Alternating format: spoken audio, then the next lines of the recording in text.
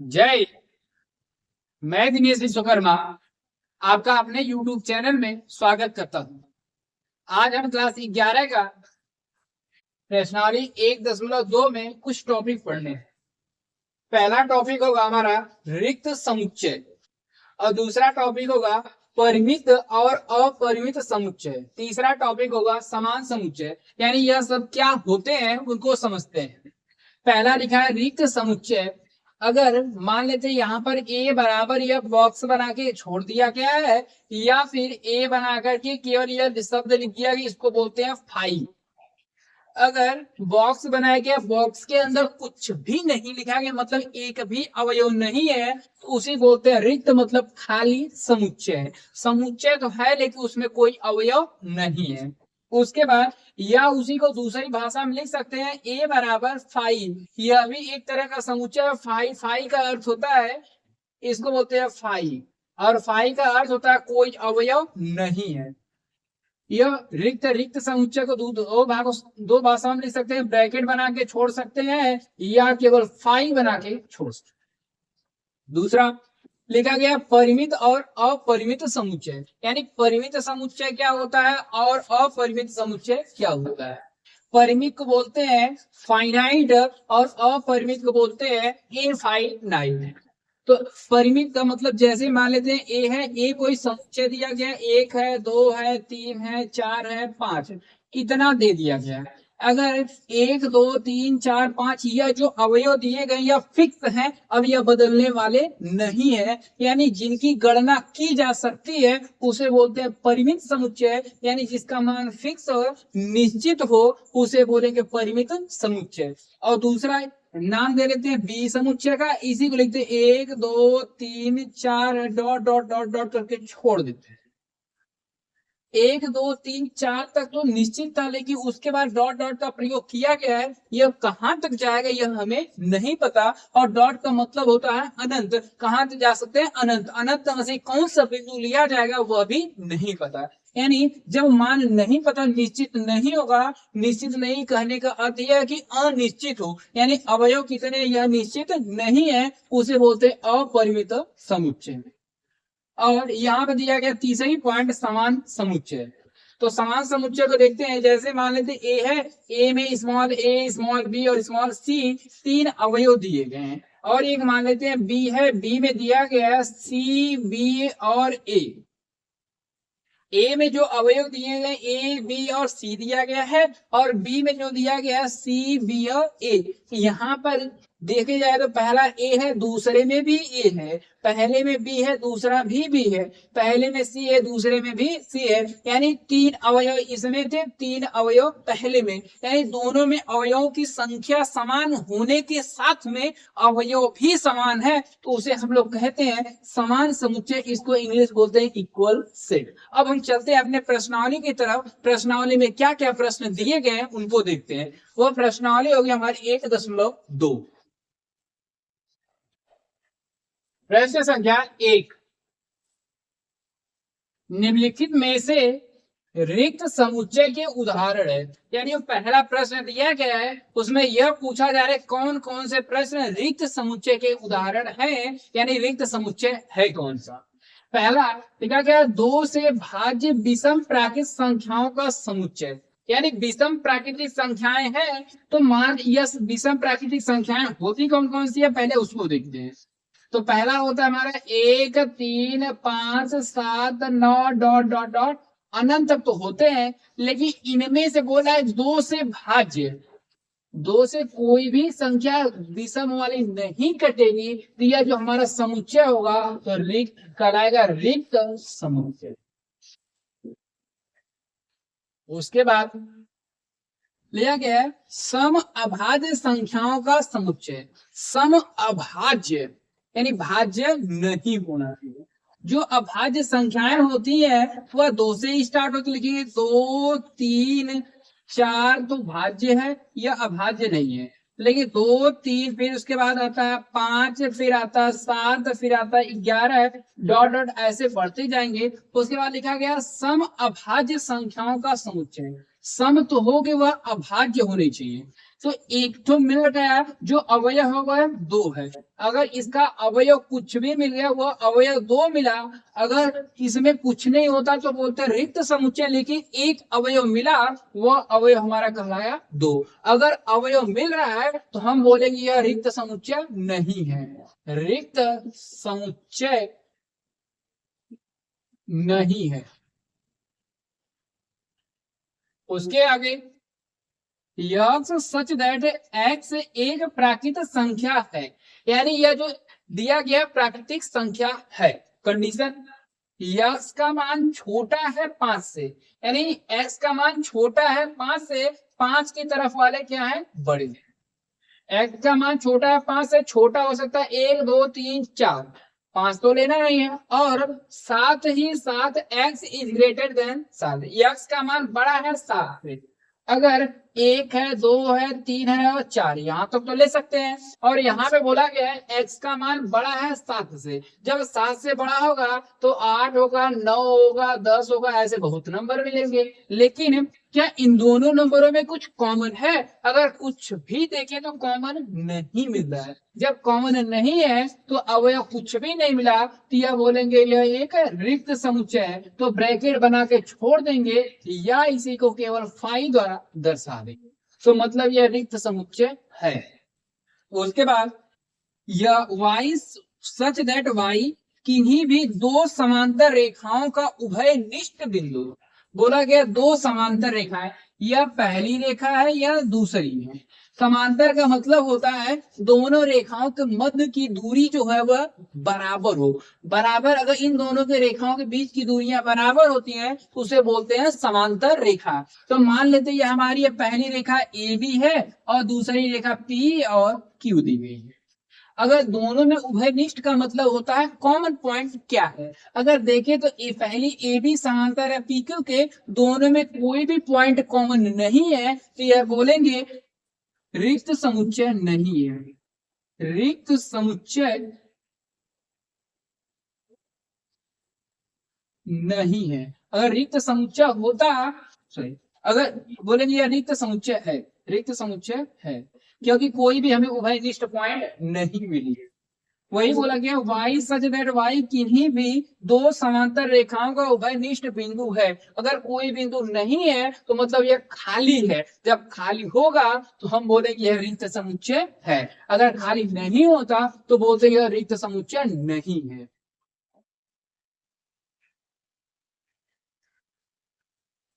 प्रश्न संख्या 2, निम्नलिखित समुच्चयों में से कौन परिमित और कौन अपरिमित है।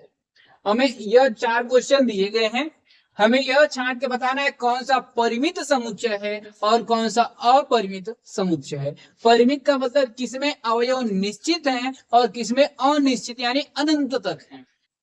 देखते हैं, पहला लिखा गया 1 2 3 डॉट डॉट डॉट का मतलब यह अनंत है। जब अवयवों की संख्या निश्चित न हो मतलब अनंत हो तो उसको बोलते हैं अपरिमित समुच्चय। जो पहला वाला है इसको बोलेंगे अपरिमित समुच्चय।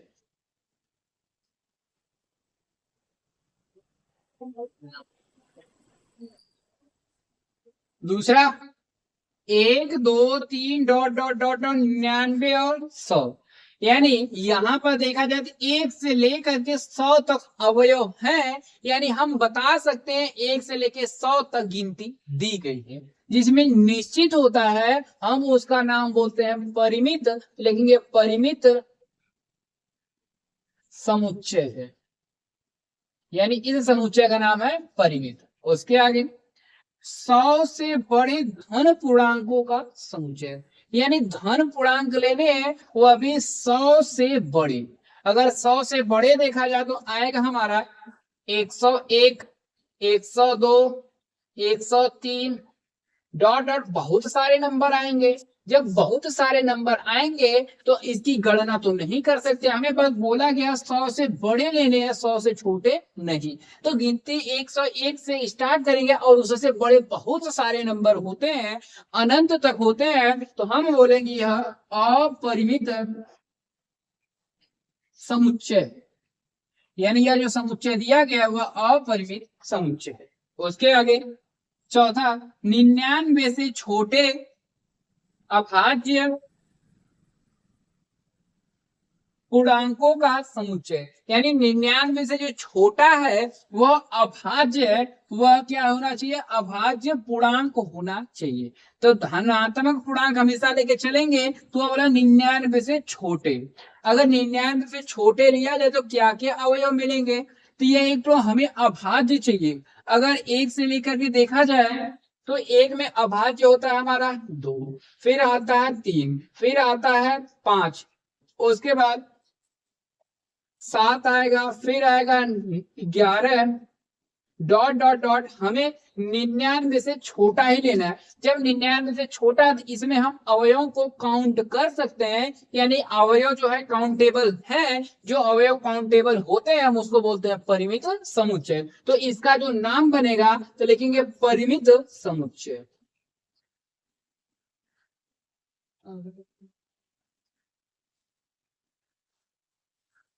यह दूसरा प्रश्न हमारा खत्म होता है यहाँ पे।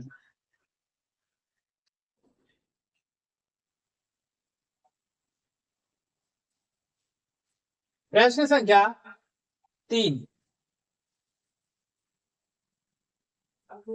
निम्नलिखित समुच्चयों में से प्रत्येक के लिए बतलाइए कि कौन परिमित समुच्चय है और कौन अपरिमित। यानी यहां से 1 से लेकर के 5 तक प्रश्न दिए गए हैं, हमें यह बताना है कौन सा परिमित समुच्चय है और कौन सा अपरिमित समुच्चय है।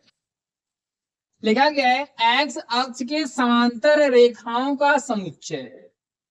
हमारी यह एक्स अक्ष है और इसको बोलते हैं वाई अक्ष। ये हो गया वाई अक्ष, ये हो गया एक्स अक्ष।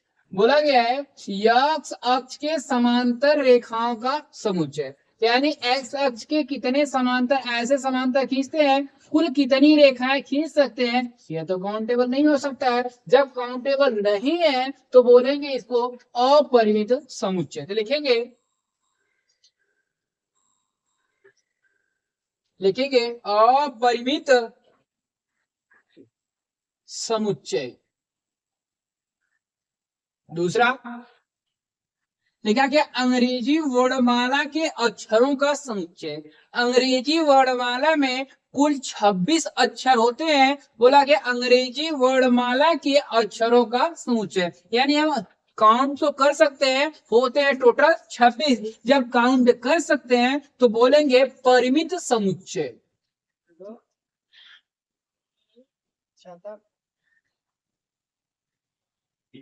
उसके आगे लिखा गया उन संख्याओं का समुच्चय जो 5 के गुणज है, यानी 5 के पहाड़े में कौन का नाता है, यानी 5 के गुणे में क्या क्या लिख सकते हैं, उसी का समुच्चय क्या होगा, परिमित होगा कि अपरिमित। तो देखते हैं। तो सबसे पहले तो 5 का गुणज 5 ही है, 5 का गुणज 10 है, 5 का गुणज 15 है, ऐसे डॉट डॉट बहुत सारे लिख सकते हैं। जब लिख सकते हैं तो गणना की नहीं जा सकती है। जब नहीं गणना कर सकते हैं तो इसको बोलेंगे अपरिमित समुच्चय।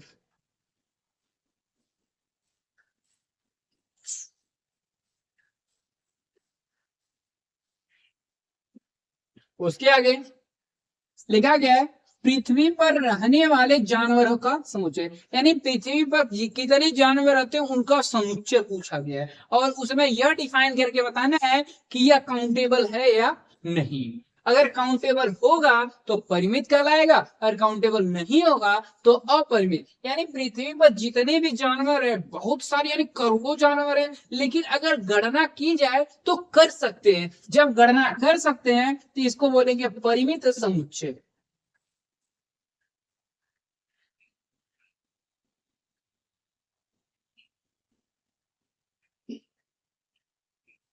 आगे लिखा गया है मूल बिंदु 0 0 से होकर जाने वाले वृत्तों का समुच्चय। अगर यह चतुर्थांश बना दिए तो इसको बोलते हैं मूल बिंदु। इससे बोला गया कितने वृत्त बनाए जा सकते हैं। पहला वृत्त छोटा और बड़ा बना सकते हैं, और बड़ा और बड़ा, यानी जितने मर्जी उतने बड़े हम बना सकते हैं। यानी इसके इसमें भी छोटा छोटा छोटा बहुत करोड़ों बना सकते हैं, गिन ही नहीं सकते हैं। जब गिन नहीं सकते हैं तो इसको बोलेंगे अपरिमित समुच्चय।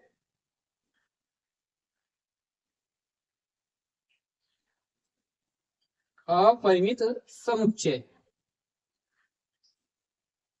यानी पहला था अपरिमित, दूसरा है परिमित, तीसरा है अपरिमित, चौथा है परिमित, पांचवा है अपरिमित।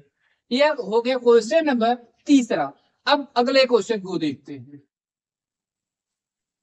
प्रश्न संख्या 4, निम्नलिखित में बतलाइए कि a बराबर b, यानी ये बोला गया है a बराबर b है, यानी यहाँ पर समान समुच्चय है या नहीं, है अथवा नहीं। यहाँ पे पहला क्वेश्चन, दूसरा, तीसरा, चौथा, 4 क्वेश्चन दिए गए हैं।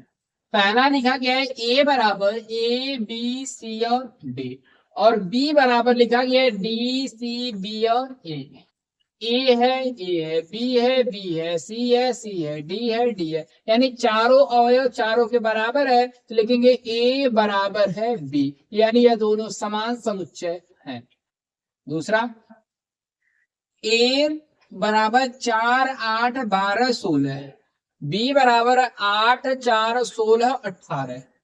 यह 4 है, 8 है, 12 नहीं है। जब 12 ही नहीं है, 16 तो है, 12 नहीं मिल रहा है, तो ये दोनों समान समुच्चय नहीं है, लिखेंगे ए नॉट इक्वल टू बी। उसके आगे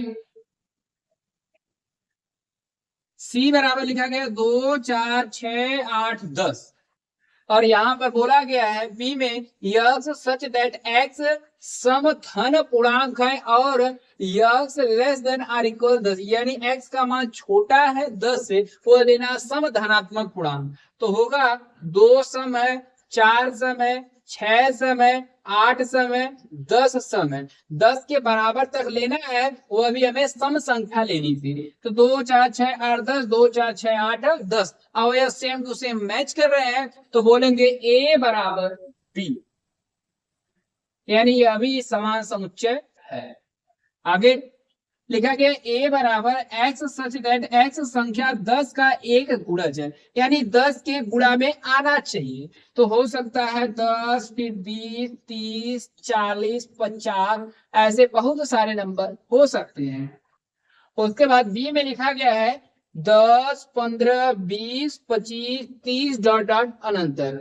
10 देखे तो 10 है, लेकिन यह 15 इसमें नहीं है, 25 भी नहीं है। अगर 30 के बाद देखा जाए 35 आएगा, 35 भी नहीं है, तो यानी अवयव बराबर नहीं मैच कर रहे हैं, तो लिखेंगे ए नॉट इक्वल टू बी, यानी अवयव जो है सेम टू सेम नहीं है, इसलिए यह समान समुच्चय नहीं है। प्रश्न संख्या 5, क्या निम्नलिखित समुच्चय युग्म समान है, कारण सहित बताइए। दिया गया है ए बराबर 2 3, और बी लिखा गया है एक्स सच दैट एक्स समीकरण x square plus 5x plus 6 बराबर 0 का हल है। अगर इन समीकरण को हल करें तो देखते हैं क्या आता है। तो सबसे पहले एक्स स्क्वायर है, और यहाँ पर लास्ट में दिया गया है 6। हमें जोड़ने घटाने पर बीच वाला नंबर चाहिए होता है, तो बीच में नंबर दिया गया है 5, और गुणा करने पे चाहिए 6, तो 2 + 3 करेंगे तो आ जाएगा 5, और 2 का गुणा 3 में करेंगे तो मिल जाएगा 6। लिखेंगे x square plus 3x plus में 2x प्लस में 6 बराबर 0। कॉमन लेंगे तो x मिलेगा, और बचेगा हमारा x प्लस में 3, और यहां से 2 कॉमन मिलेगा तो x प्लस में 3 बराबर 0। पहला x दिया गया है, प्लस में आया हमारा 2, फिर दोनों ब्रैकेट है, लेकिन x प्लस में 3 बराबर 0। पहले के बराबर 0 दर्शाना और दूसरे के बराबर भी, लेकिन x प्लस 2 बराबर 0, तो x बराबर प्लस में उधर चला जाएगा तो माइनस में, तो x बराबर मिलेगा माइनस में 2। उसके बाद x प्लस 3 बराबर 0, लिखेंगे x प्लस 3 बराबर 0, या प्लस में उधर गया तो माइनस में, x बराबर माइनस में 3, यानी यहाँ पर जो b है और b के जो अवयव मिले माइनस में 2 माइनस में 3। देखते हैं दोनों समान है या नहीं। ए में दिया गया 2, 3, और बी में आया है माइनस में 2, माइनस में 3। बस माइनस का अंतर है, माइनस का अंतर होने के कारण यह दोनों आपस में बराबर नहीं है, लेकिन ये A not equal to B. Question number दूसरा देखते हैं। लिखा गया है ए बराबर एक्स सच दैट एक्स शब्द फॉलो का एक अक्षर है। इसको सॉल्व करते हैं। तो सबसे पहले ए है, ए में जो आएगा एफ आएगा, दूसरा ओ आएगा, तीसरा एल आएगा, दोबारा से एल लिख नहीं सकते, दोबारा से ओ नहीं लिख सकते, फिर आएगा हमारा डब्ल्यू का एक अक्षर, इसका समुच्चय बना लिया गया। उसके बाद बी बराबर लिखेगा वाई सच दैट, वाई शब्द वुल्फ का एक अक्षर है। जब वुल्फ का एक अक्षर तो बी बराबर बनेगा डब्ल्यू, उसके बाद ओ, उसके बाद एल, उसके बाद एफ। यानी कोई भी अवयव रिपीट वाला दिया ही नहीं गया है, तो डब्ल्यू ओ एल एफ, यहाँ पे डब्ल्यू ओ एल और एफ सभी अवयव मैच करेंगे तो बोलेंगे ए बराबर है बी के, यानी ए समान समुच्चय है बी का।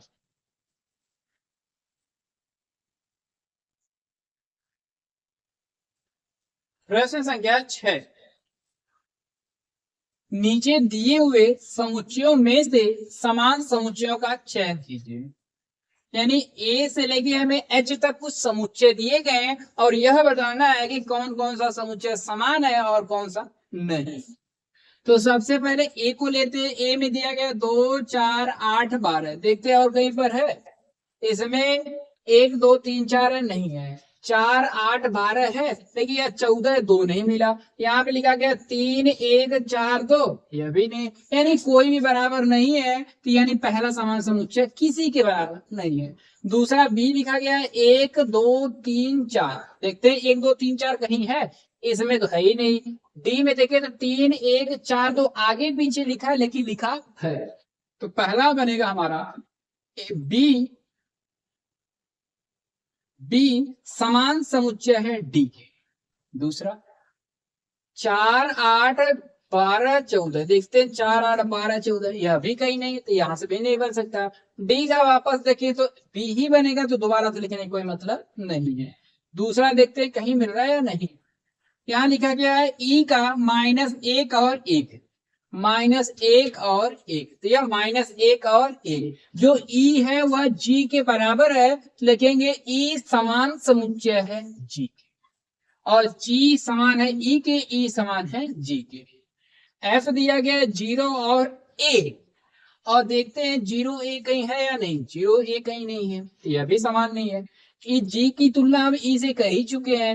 एच है, एच में 0 और 1 लिखा गया है और 0 1 किसी में नहीं है, तो हमारे केवल दो ही समान समुच्चय है। पहला है बी बराबर है डी के, यानी बी और डी दोनों के दोनों अवयव आपस में मैच करेंगे। और ई और जी, यानी ई और जी के भी अवयव बराबर बराबर मैच करेंगे, इसलिए बी समान समुच्चय है डी के और ई समान समुच्चय है जी के। यह प्रश्नावली हमारी 1.2 पूरी तरह से कंप्लीट होती है। अगर आप लोग बेहतर ढंग से समझ में आया होगा तो इसे जरूर से जरूर शेयर कीजिएगा और सब्सक्राइब भी करके जाइएगा।